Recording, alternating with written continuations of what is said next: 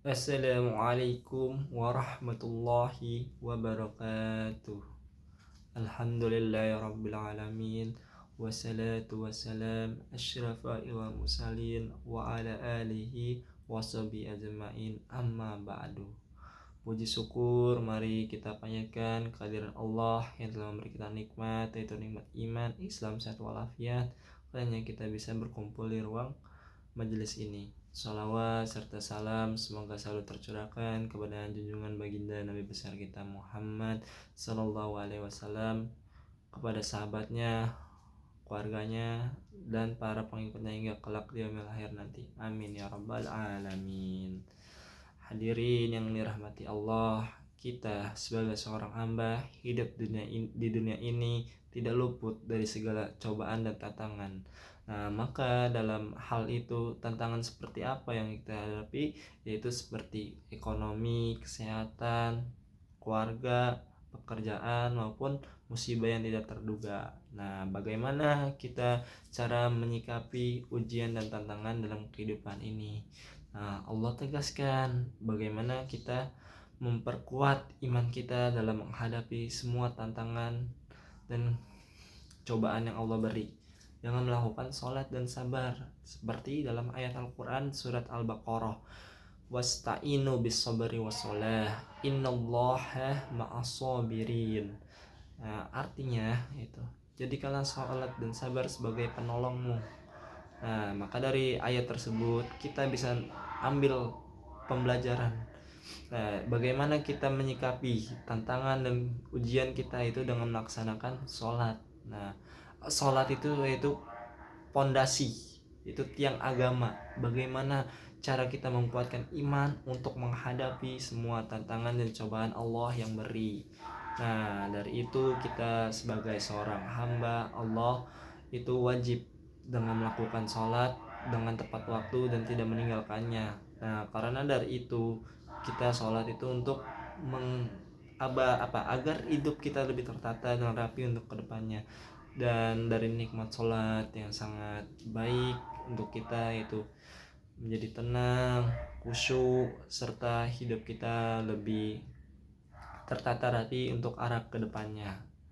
Nah, maka dari itu kita sebagai seorang hamba Allah wajib menunaikan apa yang kita laksanakan, yaitu seperti sholat. Nah, maka dari sholat itu kita bisa mengambil pembelajaran bahwa dalam kehidupan itu semua pasti ada tantangan dan ujian. Nah, maka dari itu kita bisa melaksanakan sholat tepat waktu untuk menenangkan diri. Maka dari itu kita sebagai seorang hamba harus percaya pada Allah dalam segala hal ujian dan cobaannya. Nah, yang kedua ada sabar. Seperti ayat Al-Quran, innallaha ma'as-sabirin, sesungguhnya Allah bersama orang-orang yang sabar. Nah, maka dari ayat tersebut kita bisa ambil makna apa yang harus kita itu kan dalam kehidupan sehari-hari untuk menghadapi segala ujian dan cobaan. Nah, seperti sabar dalam bentuk menghadapi ujian cobaan seperti apa? Seperti kita apabila kita ditimpa musibah, kita tidak boleh berputus asa karena pahala orang yang sabar itu sangat besar di sisi Allah. Bagaimana kita menyikapinya atas musibah tersebut, bagaimana kita terus bertahan dan tidak berputus asa atas segala cobaan yang Allah beri kepada seorang hambanya. Nah, maka dari itu sabar menjadi pondasi sebagai kehidupan seorang hamba Allah untuk menjadi lebih baik. Nah, dalam hal itu maka kita sebagai seorang hamba wajib melakukan hal sabar untuk menghadapi tantangan dan cobaan yang Allah beri. Nah, yang kedua, sabar dalam menaati perintah Allah.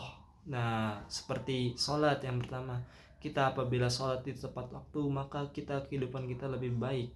Ternyata lebih baik dari apa yang tidak kita duga. Nah, dalam hal itu kita sebagai seorang hamba wajib melakukannya dalam hal kehidupan sehari-hari. Nah, yang ketiga, sabar dalam keadaan situasi apapun. Nah, maka kita sebagai seorang hamba, kita kadang hidup senang maupun sedih, maka kita harus menikmati. Nah, dalam hal itu sebagai seorang hamba kita selalu diuji bagaimana kehidupan kita senang maupun susah. Nah, maka dari itu kita wajib melakukan hal sabar. Nah, maka sebagai seorang hamba yang taat menaati atas segala perintah Allah dan segala larangannya, maka kita wajib sabar dalam menghadapi hal situasi apapun dalam kemudian kehidupan sehari-hari. Nah, maka dari itu kita dapat pembelajaran dari hal sabar, bagaimana kita cara menyikapi dalam ujian dan cobaan yang Allah beri. Nah, dari situ kita bisa mengambil hikmah apabila kita dapatkan ujian dan masalah yang Allah ituin, maka kita menyikapinya dengan sabar. Nah, hadirin, di sini kita wajib maknai bagaimana pondasinya pentingnya sholat dan sabar dalam sebagai iman dan takwa kita. Nah, maka dari itu Al-Fakir mengajak para hadirin dan para ibu-ibu serta anak-anak yang ada di sini untuk sebagai dua pondasi ini, yaitu sholat dan sabar. Maka dalam pondasi ini maka kita akan kuat dalam menghadapi hal segala cobaan dalam kehidupan sehari-hari kita. Nah, maka dari itu kita wajib melaksanakan atas segala perintah Allah dan menjauhi dalam larangannya. Nah, maka dari itu Al-Fakir selalu berpesan dalam mengajarkan hal kebaikan. Maka dalam sebagai seorang hamba, seperti ayat Al-Quran, wasta'inu bis-sabri was-salah innallaha ma'as-sabirin. Tuh, jadikanlah sabar sebagai penolongmu.